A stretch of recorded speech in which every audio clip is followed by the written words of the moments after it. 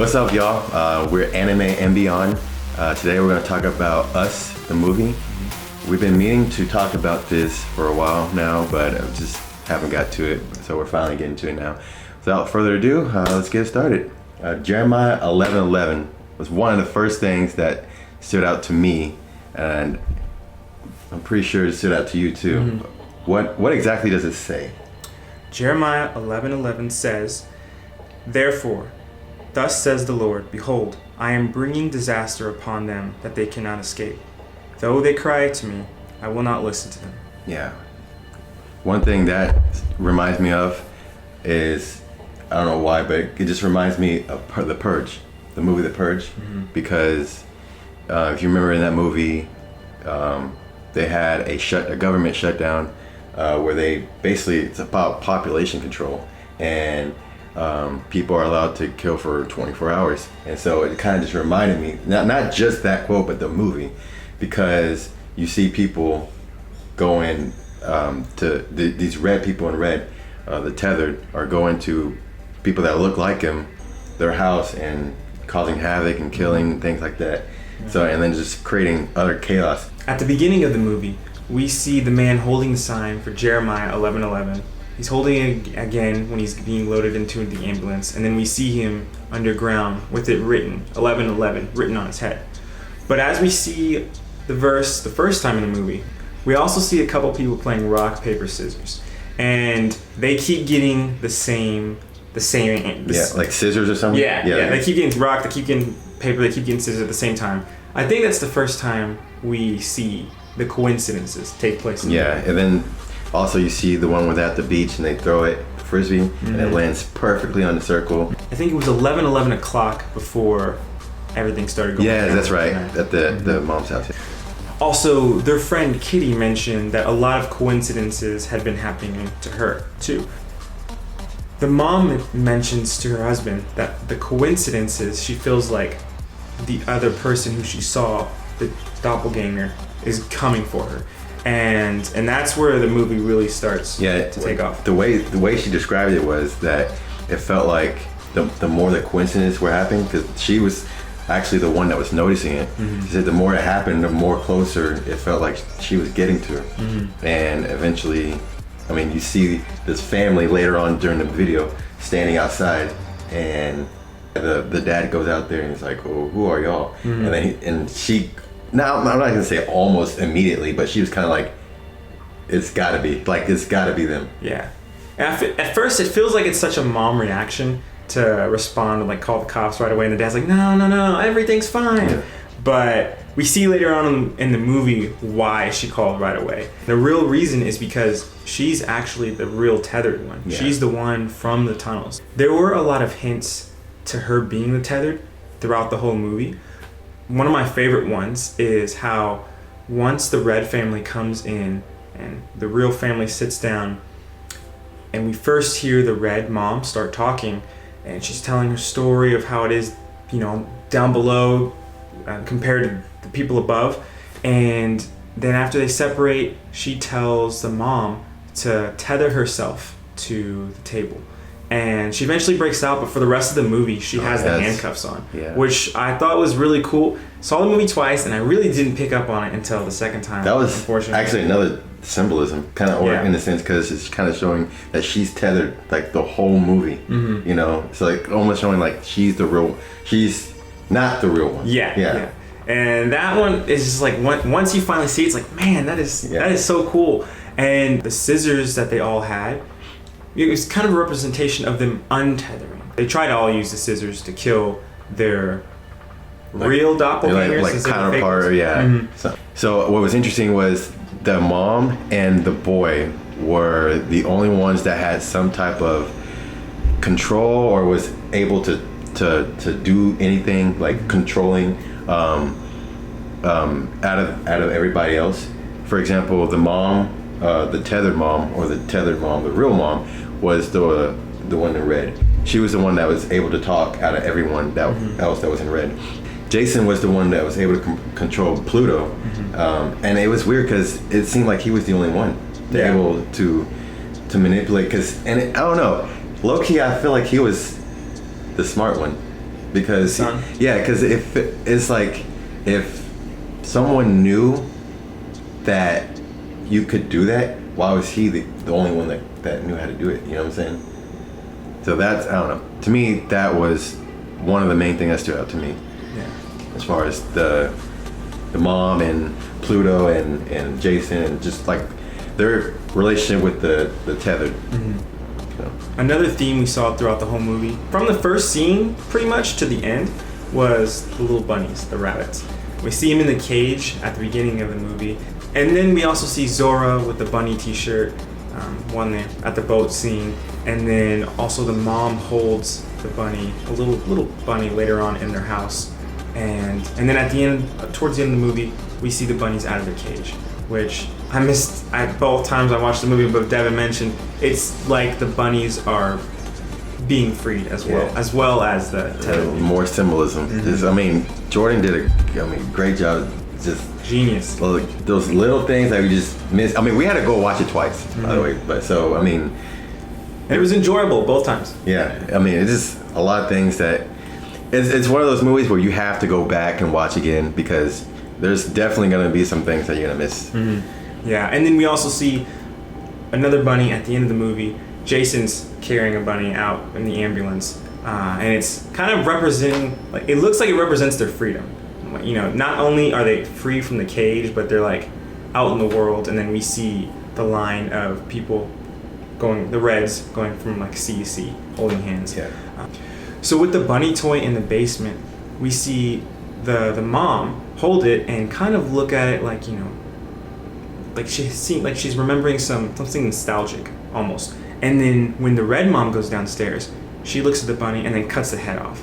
And it really was weird at first, but then thinking back at it, you know, the red mom was tired of eating cold bunnies. She was tired of living down there and trapped in the world. And so coming up, that was probably more of just a reminder of like what she's trying to get away from, what she's been locked in for like the past 20, 30 years.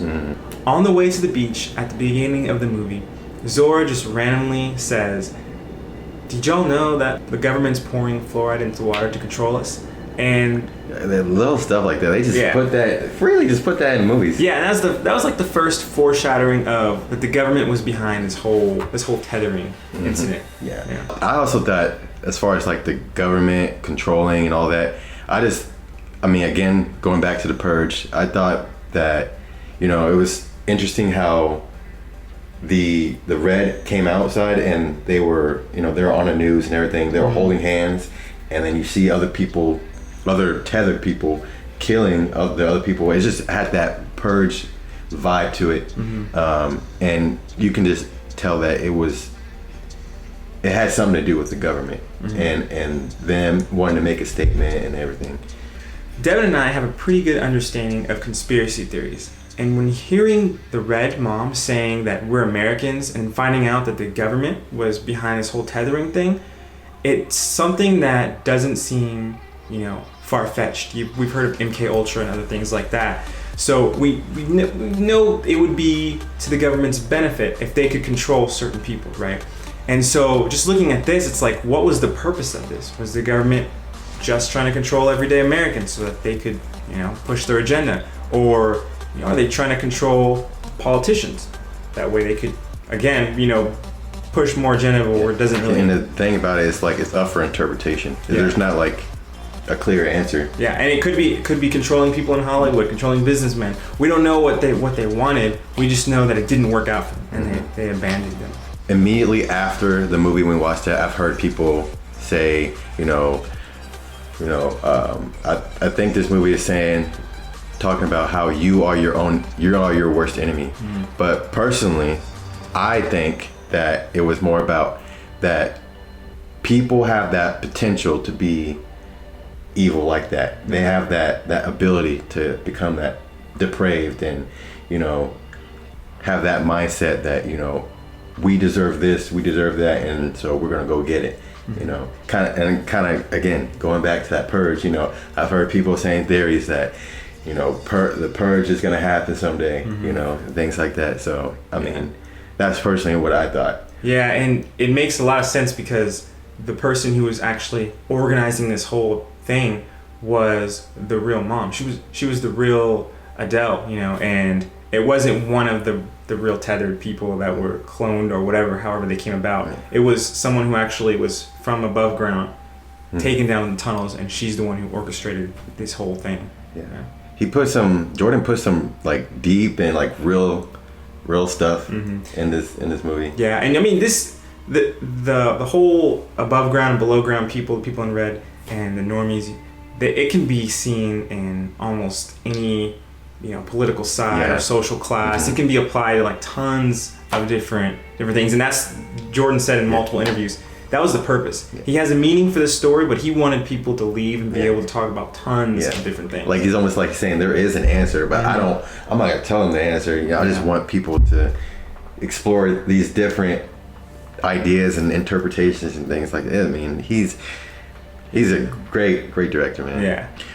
One of the theories I've heard as far as Jason and Pluto was that Jason was actually the real tethered, and that Pluto was actually the one who was above ground, who was the real Jason. And the theory states essentially that because Jason loved fire, so essentially he burned himself, and then essentially he was switched out with the mother switched him out. Now to me that doesn't make much sense. One of the really big things that kind of would make me think that this theory could be true is the fact that he was on a beach, he was building tunnels under the beach, and then the fact that he learned a new vocabulary, of course, while they were, you know, on their vacation, and then that fact that when he was snapping, you know, he wasn't snapping on beat. Things like that. And people pointed out that the mom wasn't snapping on beat either. Yeah. That's what they're basing it off. Yeah, because but to me it still doesn't make sense. Another thing that could convince me that he was the tethered one was that when the people in red, the family in red came in, he was the only one who wasn't really freaked out. He was, you know, kind of like eyes wide open, but he wasn't crying, you know, he like a little kid. If I saw a family that looked just like me, I probably would have been bawling. It also kind of looked, I mean, I don't know if this had anything to do with it, but it also looked like he knew what to do, when to do it. Yeah, that's true. Yeah, that's... Especially towards the end of the movie when he realized it was a trap. Yeah, it's interesting, but I don't think that, it still doesn't make sense. To me, there's too many plot holes for me too, for that part, because when would the mom have switched him? How could she have switched Jason without the tethered mom, who's the real mom, knowing about it? It just doesn't add up. Yeah. There's another theory that we have, and it's that it connects Get Out and Us together. So we're thinking that maybe the grandpa from Get Out that developed this whole, you know, switching brains thing, maybe he worked for the government, and underneath the program where, you know, he switched brains for people because the government was still trying to control people. But because of the weakness that we saw in the flashes that, you know, caused the original the personality to come out, and if they're trying to control politicians or famous people or, you know, businessmen or something like that, they're in front of the cameras a lot, so that flash would be something that would be like, we can't do that, you know, it would be exposed quickly. Another side of this theory could be where the grandpa from Get Out was working for the government under this project, the cloning project, but when they realized it wasn't going to work, he, you know, got canceled, he moved on to something else, or just decided that he would try the brain switching thing, and then that's what we saw in Get Out. Either way, that would be one way I could see how, or one or two ways that we could see how both movies connect. If there was one thing that I didn't like about this movie, not that I didn't like, I love this movie, by the way, but it would be just the intro. I mean, it wasn't, I would say compared to Get Out, it wasn't as enticing. It was kind of just slow. I understood what they were doing, but it was slow compared to Get Out. You know, it was kind of, you had that suspense right away where that dude came up and he was just like, nope, I ain't playing no games today. Yeah. And he walks the other direction. You know, you got that intensity already. Whereas kind of this, it increased as the movie went on. But I mean, compared to Get Out, it was like already there, you know. So that's the only thing that had like a little disclaimer maybe. One of my favorite parts of this whole movie is the fight scene between the mom in red. I love the music throughout the whole movie, and we saw comedy throughout the whole movie as well. But that fight scene, like the music, the score that was playing, and then how the mom in red is just like dodging everything so easily, and then the other mom's like she's like screaming, and I just loved it. I was just sitting there both times, just like a little kid in a candy store, just like eating it up. The music, and everything. And then after the whole fight scene, we see the mom in red, gonna come out and try to surprise her and stab her, when she could have stabbed her the whole time. One way you can tell the mom was actually the tethered mom was after she was fighting she killed the tethered mom. She started doing that bite thing, like whatever, and she. The boy looked like he noticed after because he was in the locker the whole time, watching. So it almost kind of assumes that he was watching the whole time. And she opens up and it's like, and then her face kind of just changes, like, oh my baby, oh my, it's just. And she kind of had a similar reaction when she killed one of the twins at their friend's house. After she hit her down. The daughter, Zora, had a reaction like, all right, I got this, after she killed one twin, or thought she killed one twin. But the mom was more like that vicious, like, kind of like an animal instinct type thing, And then the boy was there again, and he was watching, he was just like, what the heck? So, and that's what also makes me think that theory doesn't work, because why would the boy be so surprised? Just like any horror movie, there's some parts in it where you're like, oh, why did you do that? Or that doesn't fit. Yeah. But overall, the storytelling and the symbolism in it and the meaning of stuff, the whole movie, it is really well done. I still like Get Out more than this one, and I think you do too. I do, but what I really appreciate this is it makes you think, and it makes you like wonder. It's like, dude, like, I gotta know. It's like you have this one, like, I gotta know, I want to know, and it's like you can interpret it your own way. After watching this movie, I went ahead and started watching some interviews by Jordan Peele, just to get his thoughts on it, get his mindset when he was making it. And one of the things he mentioned is that he'd been writing this movie for a long time, mainly just to practice reading the script, and because one of the things he feared growing up was looking across the subway and seeing someone who looked just like you, and then them just giving you this creepy little smile, which we saw Zora do. We saw some of the doppelgangers do. Another thing that I liked, which was really creepy, was when the family in red is standing outside of the normal family's house, and then the mom gives like this hand sign, or it's like a snap or something, and everybody just scatters. And Jordan was like, because he hates roaches so much, and that weird thing, like when you walk in a room, turn on the light, and then the roaches go.